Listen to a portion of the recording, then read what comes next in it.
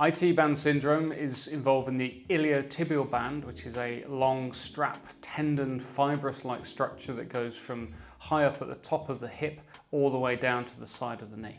The syndrome part of it is caused by tightness that leads to increased friction and rubbing at the side of the knee, leading on to inflammation and pain. The symptoms of IT band syndrome is pain on the lateral side of the knee over the bony structure, bony point. It can be initially quite achy through the day, but as you run on it and you move more through it, it can become quite sharp. IT band syndrome is caused by an increase in the tightness of the structure on the lateral side of the knee, increase in the friction where this structure rubs over the outside edge of the knee, causing the inflammation in the bursa and then the underside of the iliotibial band itself. The condition develops for a number of reasons. It can be to do with an issue with the pelvis, so the pelvis gets stuck in one particular area, meaning that you overwork through your hip flexor, pulls harder down through the IT band, increasing the friction because of that. It can also get stiffer and tighter if you've got a relatively sedentary job, which means that that structure is allowed to get tight over time.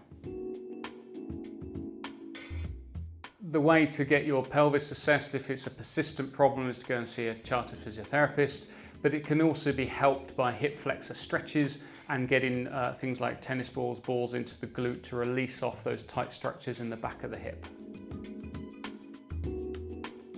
If you have IT band syndrome and it's persisting over a number of weeks and gradually getting worse and you're feeling it more in your day-to-day walking around, particularly up and down stairs, then you need to modify the mileage you're doing just to allow some time for that inflammation to settle.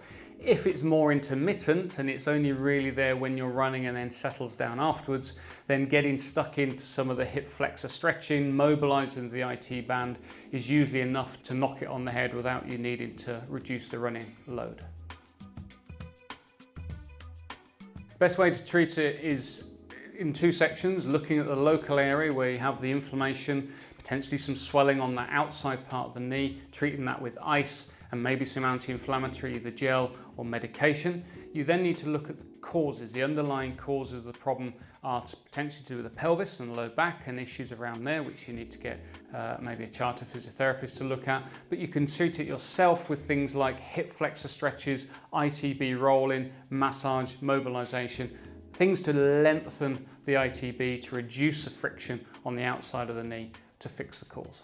In my experience of 30 years as a chartered physiotherapist dealing with running injuries on a day-to-day basis, I personally find that treating ITB with a roller helps to treat things like iliotibial band syndrome. There is little evidence for it in the medical literature, but my experience says that ITB rolling is the way to go.